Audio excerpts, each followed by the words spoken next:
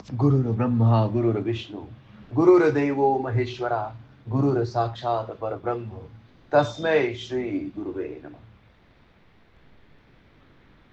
अध्यात्मातलं अतिशय महत्वाचं रहस्य श्रीकृष्णाने गीतेमध्ये सांगून ठेवलेलं आहे की तू कर्म कर, पण फळाची अपेक्षा ठेवू नकोस. फळ द्यायचं किंवा नाही द्यायचं, कसं द्यायचं हे माझ्या हातात आहे, हे श्रीकृष्णाने स्वमुखाने सांगितलेलं आहे. आणि आपण सद्गुरूला भगवत स्वरूप मानून आपण काय म्हणतो, करता करविता तो आहे आणि हे सगळं करायला त्याने मला निमित्त केलेलं आहे. हे सगळं करायला त्याने मला निमित्त केलंय. पण हे आपण जसं बोलतो तसं ते एक्झॅक्टली असतं का? नाही. कारण हे घर माझं आहे, हा फ्लॅट माझा आहे, मला गाडी घ्यायची आहे, मला अजून एक हॉस्पिटल करायचं आहे, मला बंगला बांधायचा आहे. विषय लक्षात येतोय का तुमच्या? हा जो मी आहे आणि या मी मध्ये जो सूक्ष्म अहंकार आहे, हे घर कोणाचं आहे? सहज सहज तोंडातून निघून जातं, माझं आहे, माझ्या नावावर आहे. मग तू असं कसं काय म्हणतो की करता करविता तो आहे आणि हे करायला फक्त मला निमित्त केलंय? नाही.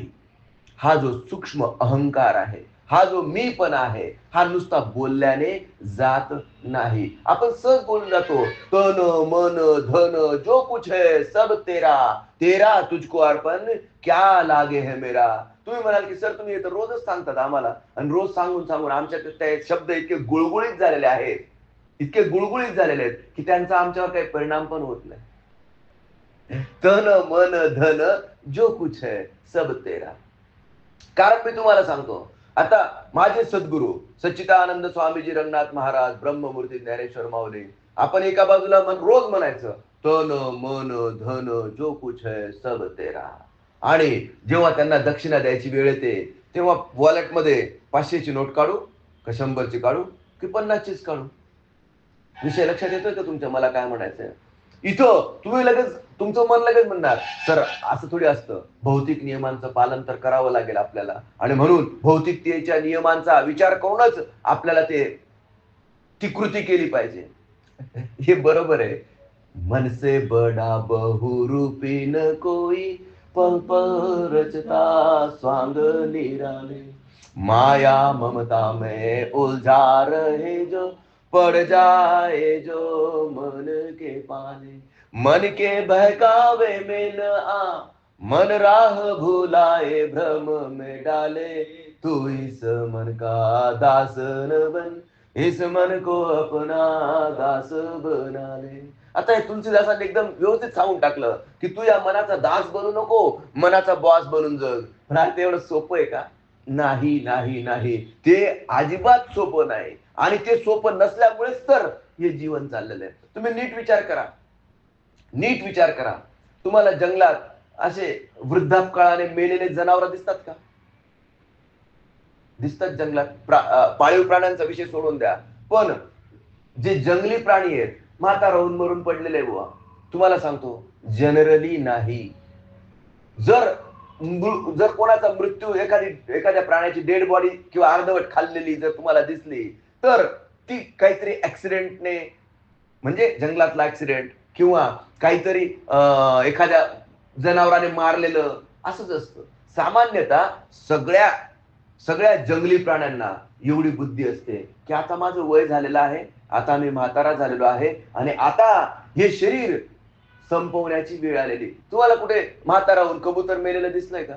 म्हातारा होऊन चिमणी कावळा दिसलाय का तुम्हाला? जनरली नाही. साप दिसलाय का कुणाला मेलेला साप? अनलेस त्याला कोणी मारून फेकलेलं नसेल तर सापाची डेड बॉडी तुम्हाला दिसत नाही. हे रहस्य नीट समजून घेतलं पाहिजे. सर्पमित्रांनी एक प्रयोग केला, सगळे नळ्यांमधले साप पकडून आणले, पण त्यांच्या लक्षात आलं की काही काही साप जे आहेत ना त्यांना पकडून आणलं ना आणि त्यांना जर त्यांच्या समोर काही खायला दिलं, ते म्हातारे असतात वयाने, आणि त्यांना काही खायला दिलं तरी ते काही खात नाहीत. कारण त्या सापांनी ज्यावेळेस त्यांच्या लक्षात येतं की हा आता माझं हे शरीर पूर्ण झालेलं आहे, हे शरीर आता सोडायची वेळ आलेली आहे, ते काय करतात? एका एका विशिष्ट ठिकाणी जातात.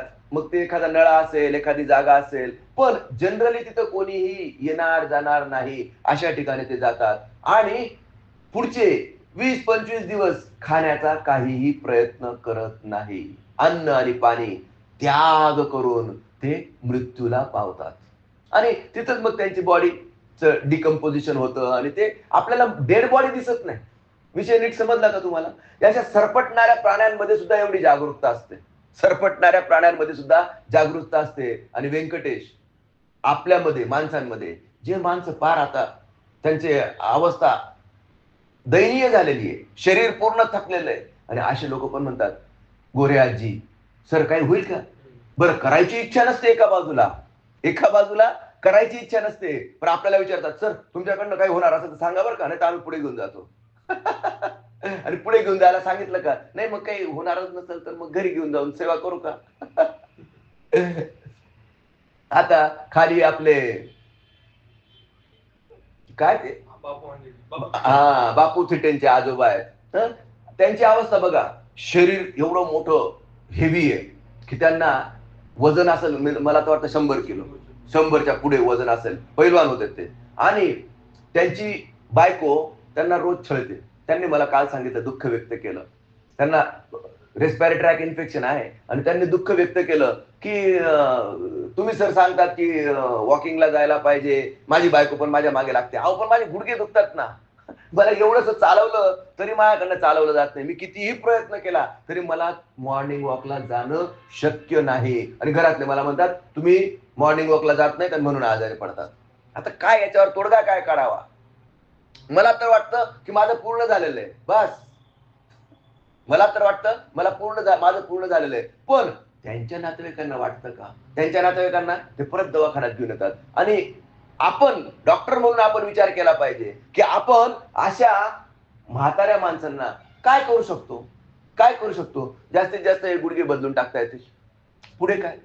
अरे, समोर समोर धडधडीत दिसतंय की आपलं जीवन पूर्ण जगून झालेलं आहे. आणि जैन समाजामध्ये संतारा दिला जातो. संतारा तुम्हाला माहित असेल. संतारा देणं म्हणजे काय?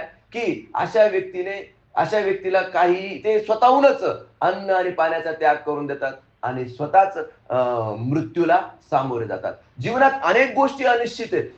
मी लग्न करणार की नाही करणार, बरं लग्न केल्यानंतर मला मुलं होणार की नाही होणार, अनिश्चित आहे.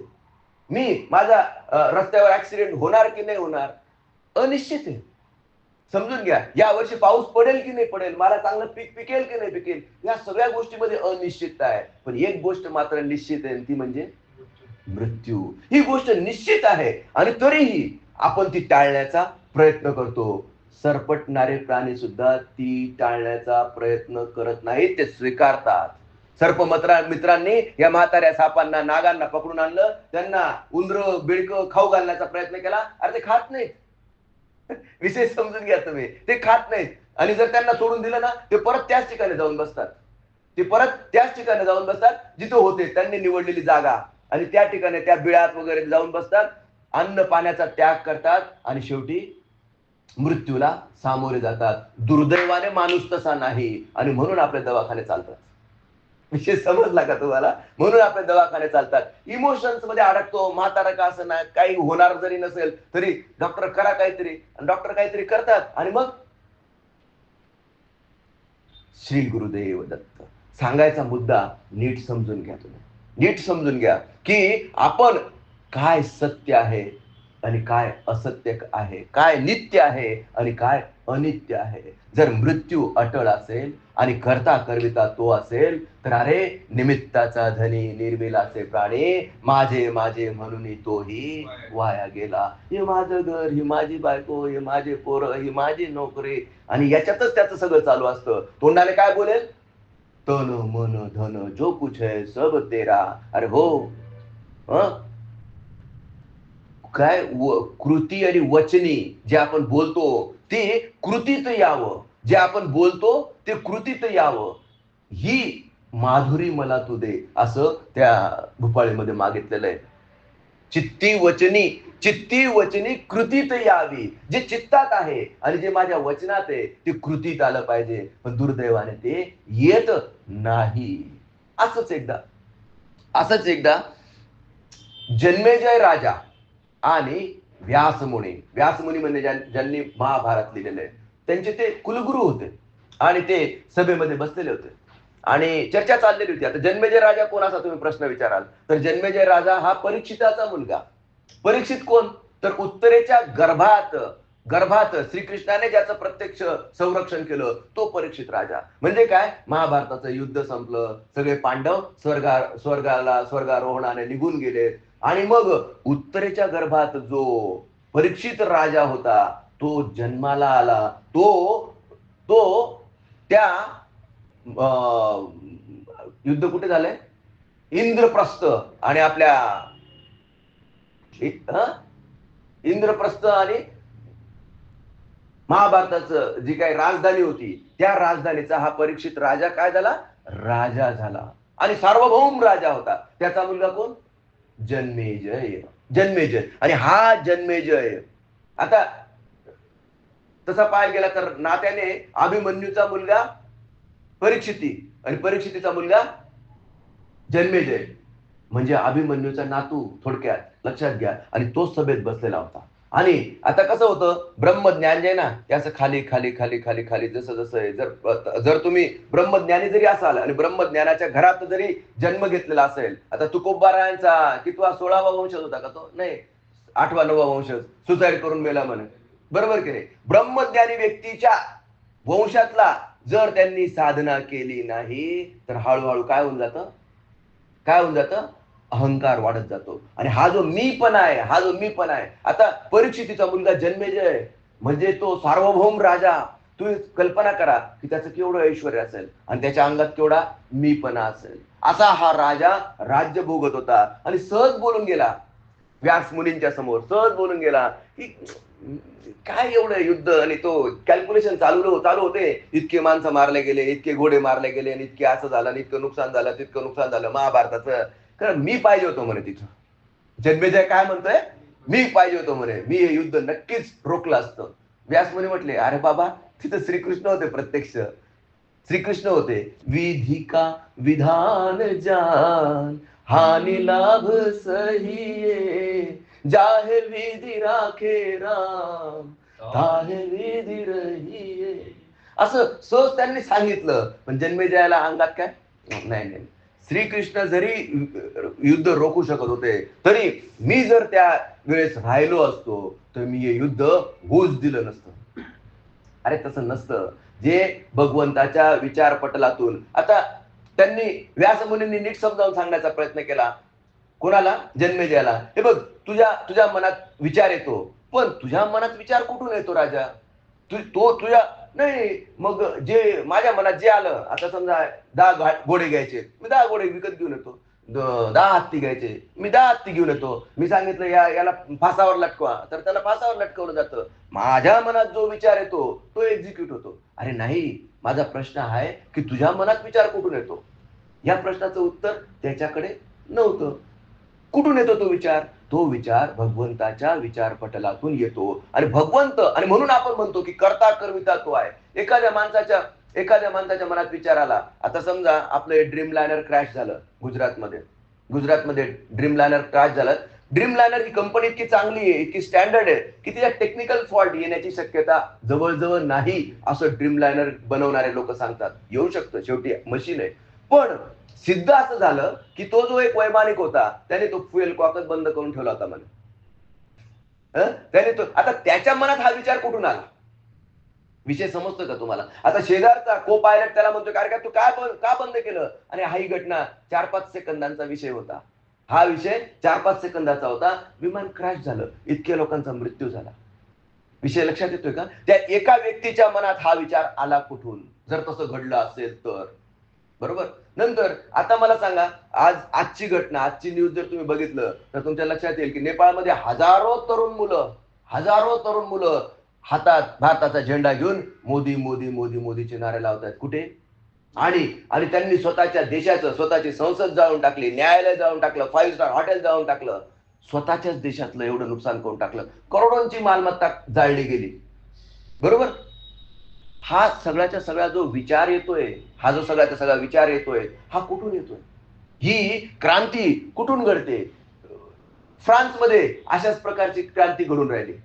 बघा, बघा, हे जे वर्ष आहे 2025, मंगळाचं वर्ष आहे. लक्षात घ्या. आग, तुम्ही फक्त न्यूज लावा, तुमच्या लक्षात येईल की कुठे आग लागलेली आहे. विनाकारण, विनाकारण. आणि म्हणून म्हणतो, करता करविता तो आहे, आणि हे सगळं करायला त्याने फक्त निमित्त केलंय. अजूनही कन्फर्म कळलेलं नाहीये, कोरोना आला की कोरोना कोणी सोडला. तो लॅबोरेटरीमध्ये होता का नव्हता? तो चायनाने सोडला का नक्की सोडला का? का कुठून त्या वुहान शहरातून तो तयार झाला? विषय समजून घ्या. का कोणाच्या मेंदूमधून हे निघालेलं आहे? हे अजूनही सिद्ध झालेलं नाही. अरे करता करविता तो आहे, आणि त्याने हे करायला फक्त आपल्याला काय केलंय? निमित्त केलंय. पण आपण म्हणतो मी केलंय, आणि हे मी केलंय इथंच सत्यानाश होतो. अरे असाच तो जन्मेजय राजा, मी जर राहिलो असतो तर मी एवढं नुकसान होऊ दिलं नसतं. व्यासमुनी ब्रह्मज्ञानी होते, त्यांनी एवढं सगळं समजावून सांगितलं, आणि एवढं सगळं समजावून सांगितल्यानंतर पण जन्मेजय म्हणतो की मी जर राहिलो असतो तर मी तर युद्ध टाळलं असतं. अरे नाही रे बाळा, तू अजून अंड्यातून बाहेर निघालेला नाहीये. कोण म्हणतंय? व्यासमुनी म्हणतायत. व्यासमुनींनी असं सांगितलं, पण त्याचा तो तो म्हटला की तुम्ही मला चॅलेंज द्या म्हणे, तुम्ही मला चॅलेंज द्या आणि हे सिद्ध करून दाखवा. आता काय राजगुरू होते ते, आणि काय, हे बघ म्हणे, तुला जर एवढा अहंकार आहे ना, मी तुला एवढं समजावून सांगतो, तुला जर पटत नाही ना, तर एक लक्षात घे, अजून काही वर्षांनी तुझ्याविषयी बोलतोय म्हणे, मी तुझ्याविषयी बोलतोय की अजून काही वर्षांनी तू एक काळा घोडा विकत घेशील. घेऊ नको बरं, तुला सांगतोय, लॉक करून ठेव. ओके, बरं घेतला ना तर एक लक्षात घे म्हणे, दक्षिण दिशेला जाऊ नको बरं का, दक्षिण दिशेला जाऊ नको. आणि बरं तरी तरफडला, मी तर सांगतोय तुला जीव तोडून, तरी तरफडला, तिथे तुला एक सुंदर मुलगी भेटेल म्हणे, तिच्या नादी लागू नको बरं, तिच्या नादी लागू नको. बरं तू झक मारशीलच, माझे शब्द तिखट आहेत तसं समजू नका, तू तसं करशीलच, तिला घरी आणू नको बरं का. बरं जरी घरी आणलं, तिच्याशी लग्न करू नको बरं का. बरं जरी लग्न केलं, ती सांगेल तुला यज्ञ करायला, यज्ञ करू नको बरं का. बरं जरी यज्ञ केला तरीही वृद्ध ब्राह्मणांकडून यज्ञ करून घे, तरुण ब्राह्मणांकडनं करून घेऊ नको. पण तरी तू करशील, तरुण ब्राह्मणांकडून तू करून घेशील, करू नकोस. मी तुला सांगतो खटपट होईल, तू त्यांना शिक्षा करशील, त्यांना मृत्यूदंड देशील, ब्रह्महत्येचा तुला पातक लागेल, आणि तुला कोड होईल, आणि ह्याच कोडाने तुझा मृत्यू होईल. तुझं सगळं भविष्य सांगून टाकलं म्हणे मी. असं आजपासून घोड्यावर बसणं बंद, आजपासून जंगलात जाऊन शिकार करणं बंद. बस त्याने निर्णय घेऊन टाकला. आता झालं काय, जसा काळ काळ बघा कसा असतो, वर्ष गेले, 2 वर्ष गेले, 10-12 वर्ष गेले, 15 वर्ष गेले, ही जी घटना होती ही धुसर होऊन गेली, ही धुसर होऊन गेली. बाहेरचा इराणी व्यापारी आला घोडे विकायला, आणि एक असा उमदा घोडा, मस्त, म्हणजे पहिल्या नजरेत तो पसंत पडेल असा घोडा, पण दुर्दैवाने तो काळा होता. आता परीक्षितीला लगेच आठवलं की आपल्याला काळा घोड्यावरचा संबंध नाही, पण आपल्याला विकत नाही घ्यायचा आहे व्यंकटेश, आपल्याला हा घोडा विकत नाही घ्यायचा आहे, पण एक रपेट तर मारून बघू. असा जन्मेजय म्हटला, आणि रपेट मारायला तो त्याच्यावर बसला, आणि घोडा जो उधळला डायरेक्ट दक्षिण दिशेला. बरं दक्षिण दिशेला गेला तर गेला. आता झालं काय की तो डायरेक्ट समुद्र किनाऱ्यावरच जाऊन थांबला. तिथे समुद्र किनाऱ्यावर एक सुंदर स्त्री बसलेली होती, आणि बिचारी रडत होती. आता जन्मेजयचा अहंकार, माझ्या राज्यात आणि एखादी अबला स्त्री रडतेय, त्याला लगेच तिचा मायेचा पाझर फुटला. तो तिच्या जवळ गेला, त्याला ती आठवत होतं बरं का, की अरे यांनी काय सांगितलेलं आहे, स्त्रीच्या नादी लागायचं नाही. पण तो तिच्या जवळ गेला, आणि मी सार्वभौम राजा, आणि माझ्या राज्यात एखादी स्त्री रडते आणि मी निघून जाणं, हे पण तर चुकीचं आहे. माझे पित्र मला शाप देतील, वाईट म्हणतील की एक माझ्या राज्यातली एक स्त्री रडते, मी साधं तिला विचारायचं पण नाही की काय ग बाई तू कुठून आलीस, काय झाले, तुला काय दुःख आहे. तिने जे तिचा दुखडा सांगितला, राजा म्हटला ठीक आहे, तू एवढी गरीब आहेस तर चल मी तुला माझ्या राजधानीत घेऊन जातो. आता राजवाड्यात आणायला सांगितलं नव्हतं, पण मदत करायला गेला आणि घेऊन आला. बरं तिथं आणलं तर ती कन्या इतकी सुशील होती, इतकी सुंदर होती, तिला कोणीही नावच ठेवू शकत नाही. ती सगळ्यांची एकदम फेवरेट होऊन गेली. ती सगळ्यांची एवढी फेवरेट होऊन गेली, तिचं चालणं, तिचं बोलणं, तिच्या भ्रूलीला, तिच्या सगळ्याच गोष्टी राजाला आवडायला लागून गेल्यात. तो बरोबर ती कधी बाहेर निघणार याची वाट बघायला लागला आणि त्याच्या लक्षात आलं की अरे मी तर हिच्यात गुंतून गेलेलो आहे, मी राजा आहे. बरं ठीक आहे, जर लग्न केलं तर मला कोण अडवणार आहे. त्याने प्रपोजल दिलं आणि तिच्याशी लग्न करून घेतलं. आता लग्न करायचं त्याने लॉक लावून टाकलं की आपल्याला यज्ञ करायचा नाही, बरं का, आपल्याला यज्ञ करायचा नाही. थोडे दिवस गेले, मुलं बाळ झाले, वर्ष गेले आणि त्याच्यानंतर ती आता राणी झालेली होती. ती राणी म्हणते, अहो राजेसाहेब, राजसूय यज्ञ केला होता तुमच्या आजोबांनी आणि आपण साधं ब्राह्मण भोजन सुद्धा करू नये, आपण पण यज्ञ केला पाहिजे, नाहीतर आपले पूर्वज आपल्याला नावं ठेवतील. परीक्षितला आठवलं व्यास मुनी काय सांगितले होते. नाही पण यज्ञ करायला काय हरकत आहे, यज्ञ करून टाकू, फक्त आपण पुढे ब्राह्मणाला मी मारणार आहे का बरं. नाही नाही, ब्राह्मणाला मी मारूच शकत नाही, ब्राह्मणाने मारूच शकत नाही. आणि वृद्ध ब्राह्मण त्या वेळेस मिळालेच नाहीत. सगळी तरुण पिढी होती आणि तरुण पिढीला बोलवण्यात आलं. आता तरुण पिढी म्हटली की थोडी चकोरी राहणारच. त्यांनी त्या राणीच्या सौंदर्याकडे बघितलं आणि राणीवर काहीतरी कटाक्ष केला. कोणी? तरुण ब्राह्मणांनी. आणि हे कुणाला कळलं? जन्मेजयाला, राजाला कळलं. राणीकडे तुम्ही वक्र दृष्टीने बघताय, मृत्यूदंड द्या यांना. ब्राह्मणांना मृत्यूदंड दिला आणि थोड्याच दिवसात त्याला कोड झाला. आता कोड जेव्हा खरोखर झालं तेव्हा तो घाबरला आणि गेला मग कुठे? गुरूंकडे, त्यांच्या सद्गुरूंकडे. जेव्हा आग लागली की मग गुरु आठवतात. अरे मी तुला सांगितलं होतं ना, मी सांगितलं होतं, तू एवढे सगळे उद्योग केलेत का? म्हणजे घोड्यावर पण गेला, पोरीला पण आणलं, लग्न पण केलं, यज्ञ पण केला आणि ब्राह्मणांना मारून पण टाकलं. मग कसं काय तू युद्ध थांबवलं असतं बाळा? विषय समजतोय का तुला? तुला मी सांगितलेलं होतं की तू हे करू नको आणि तरी तू हे केलं. म्हणून म्हणतो की करता करविता तो आहे आणि हे सगळं करायला त्याने फक्त आपल्याला निमित्त केलेलं आहे. नाही आता माझ्याकडनं चूक झाली. जन्मेजय काय म्हणतो? माझ्याकडनं चूक झालीये, आता मी काय करू? विधि का विधान जान, हानि लाभ सहिए, जाहे विधि राखे राम, ताहे विधि रहिए. अरे श्रीकृष्ण स्वतः सक्षम होते महाभारताचं युद्ध थांबवायला, पण या महाभारताच्या युद्धातून एक नवीन सृजन घडवायचं होतं. कोणाला? त्या विश्वनियंताला. आणि हे जग त्याच्या इच्छेने चालू आहे. आपण त्याच्यातलं एक कॅरेक्टर आहोत आणि आपल्याला जे कॅरेक्टर मिळालेलं आहे त्याचा आपण इमानदारीने भगवंताच्या सेवेसाठी आपण त्याचा वापर केला पाहिजे. हे जरी खरं असलं तरी मी तुला एक शेवटची लास्ट संधी देतो म्हणे, पण या संधीचं सुद्धा तू सोनं करणार नाहीस हे पण मी तुला लिहून देतो. नाही, एक शेवटची संधी द्या. जन्मेजय राजा काय म्हणतोय? एक शेवटची संधी द्या. हे बघ म्हणे, मी तुला आता महाभारताची सगळी स्टोरी सांगतो, पण महाभारताच्या स्टोरीमध्ये जर का तू एखाद्या गोष्टीबद्दल अविश्वास व्यक्त केला तर माझी स्टोरी बंद आणि मग मात्र मी तुला काही करू शकत नाही. तुझा मृत्यू अटळ. कोड झालाय तुला कुष्ठरोग झालेला आहे आणि या कुष्ठरोगानेच तू मृत्यू पावशील. जेवढी भक्ती तेवढीच प्राप्ती. बघ बरं, शेवटची वॉर्निंग आहे तुला.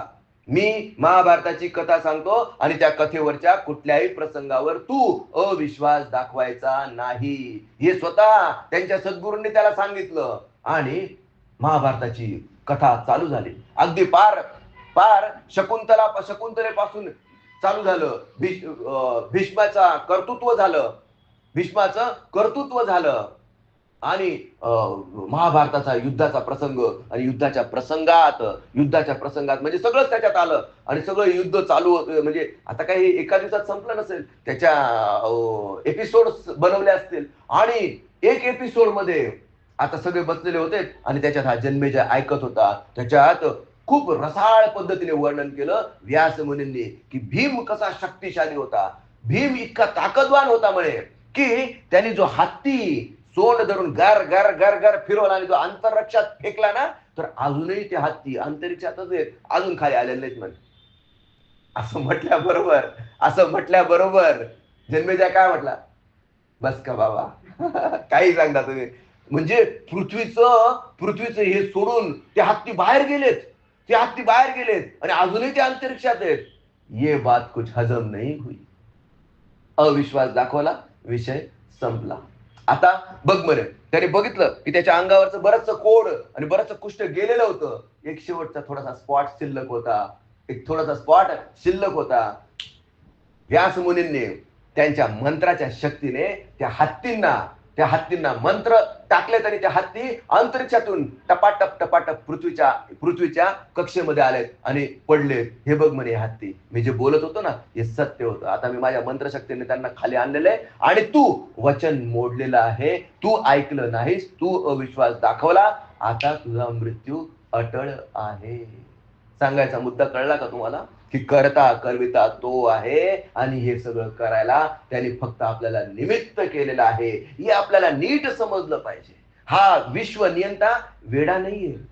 ते असं काही केओटिक इथं चालू नाहीये. इथं केओस चालू नाहीये. जरी तुम्हाला दिसत असलंय की नेपाळ पेटलेलं आहे, तिकडे मागच्याच महिन्यात कंबोडिया आणि थायलंडचं युद्ध झालेलं आहे, आपलं ऑपरेशन सिंदूर झालेलं आहे, फ्रान्समध्ये तिसऱ्या राज्यक्रांतीचा उदय होताना दिसतोय, ट्रम्पला त्याच्याच देशातले लोक शिव्या देत आहेत. हा केओस नाहीये. हे रिव्हॅम्प हे बदलतंय. ही कल्कीच्या अवतरणाची सुरुवात आहे, आणि कल्कीचं अवतरण पुढच्या 10-12 वर्षात तुम्हाला बघायला भेटेल. तुम्ही प्रत्यक्ष